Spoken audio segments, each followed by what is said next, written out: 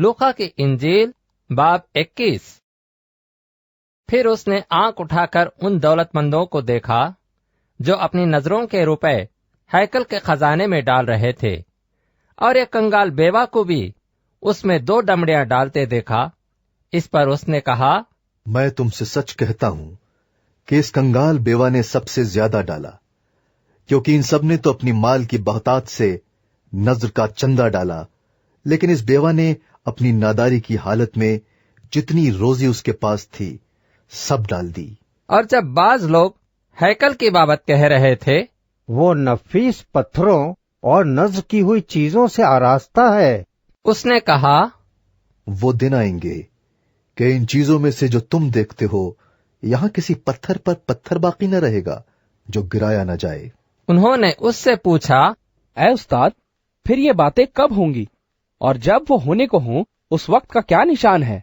उसने कहा, खबरदार, गुमराह न होना, क्योंकि बहुतेरे मेरे नाम से आएंगे और कहेंगे कि वो मैं ही हूं, और ये भी कि वक्त नजदीक आ पहुंचा है। तुम उनके पीछे न चले जाना, और जब लड़ाइयों और फसादों की अफवाहें सुनो तो घबरा न जाना, क्योंकि उनका पहले वाक़े होना जरूर है, लेकिन उस वक्त फौरन खात्मा न होगा।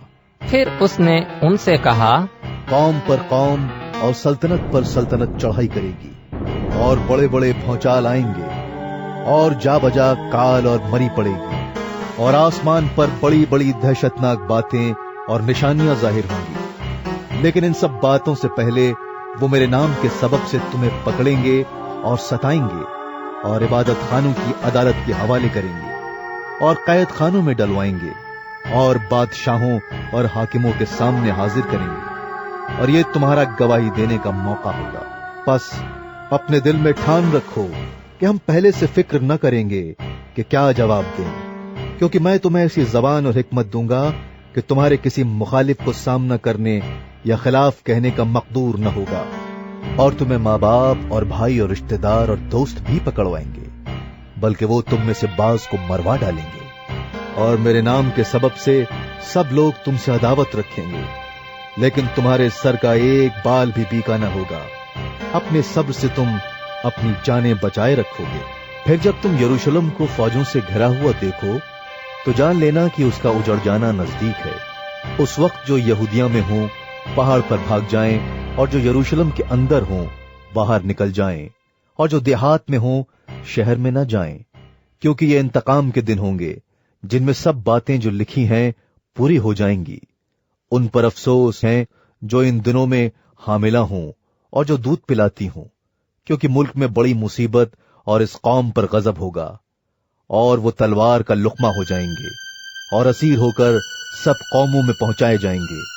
और जब तक गैर कौमों की मियाद पूरी न हो यरूशलेम गैर कौमों से पामाल होती रहेगी, और सूरज और चांद और सितारों में निशान जाहिर होंगे, और जमीन पर कौमों को तकलीफ होगी, क्योंकि वो समंदर और उसकी लहरों के शोर से घबरा जाएंगी, और डर के मारे जमीन पर आने वाली बलाओं की राह देखते देखते लोगों की जान में जान न रहेगी, इसलिए कि आसमान की कुव्वतें हिलाई जाएंगी।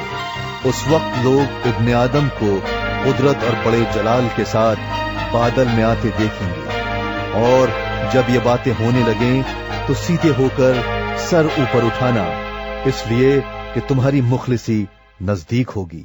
और उसने उनसे एक तमसील कही, अंजीर के दरख्त और सब दरख्तों को देखो, जो ही इनमें कोपलें निकलती हैं तुम देखकर आप ही जान लेते हो कि अब गर्मी नजदीक है।